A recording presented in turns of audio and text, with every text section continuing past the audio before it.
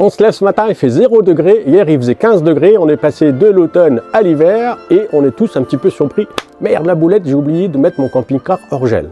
Alors, on va vous montrer. C'est une opération toute simple, mais souvent on l'achète au mois de juin, juillet, l'été est là. Et on ne fait pas attention à ce point qui est pourtant très important pour la bonne durée de vie de votre circuit d'eau et de vos appareils style chauffage et chauffe-eau. Qu'est-ce que c'est que cet appareil? C'est ça.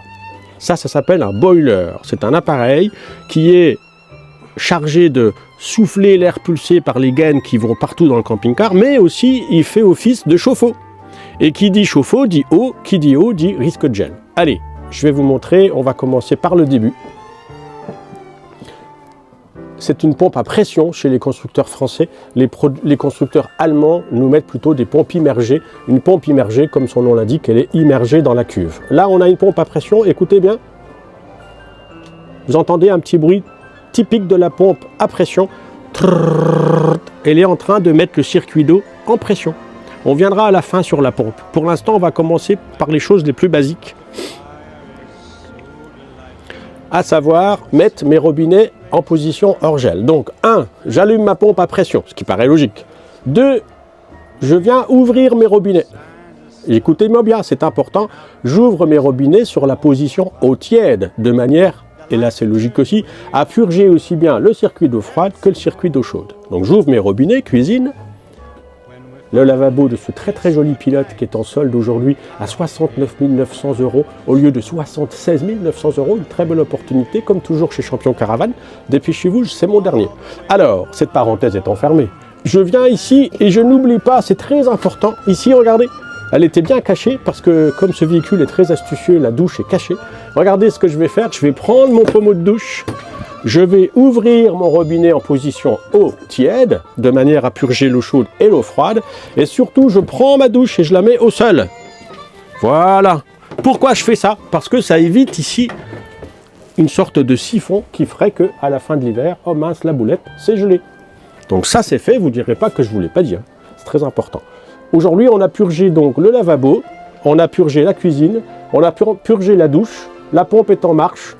L'eau ne coule plus par les robinets, donc ça veut dire qu'il n'y a plus d'eau, il n'y a que de l'air. On ne s'arrête pas en si bon chemin.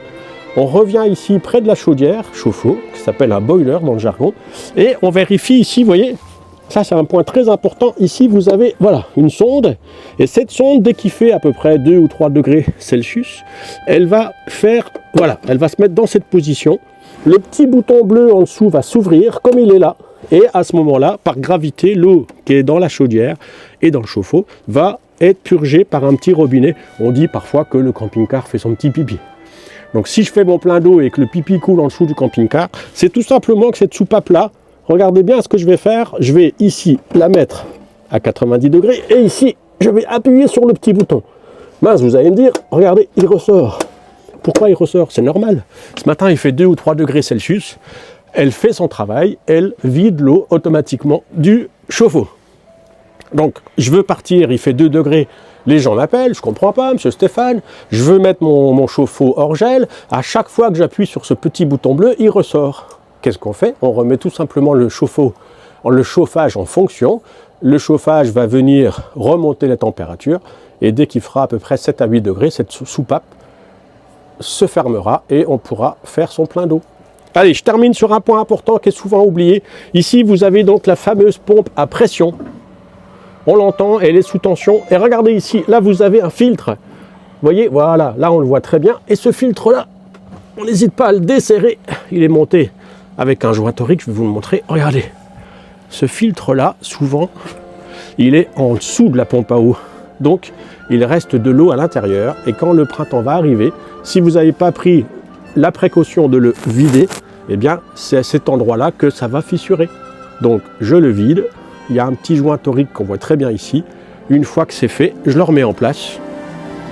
Et de cette manière, je suis sûr, au printemps, que je n'aurai pas de mauvaise surprise. Voilà, c'est tout bête, hein, mais encore faut-il le savoir. Et bien, on a fini pour cette explication. Vous avez vu, ça prend 5 minutes. On a bien ouvert ces robinets, mis la pression au niveau de la pompe. On a ouvert ces robinets en eau tiède Je protège mon circuit d'eau froide et mon circuit d'eau chaude ici. On n'oublie pas de prendre la douche, de la mettre au sol.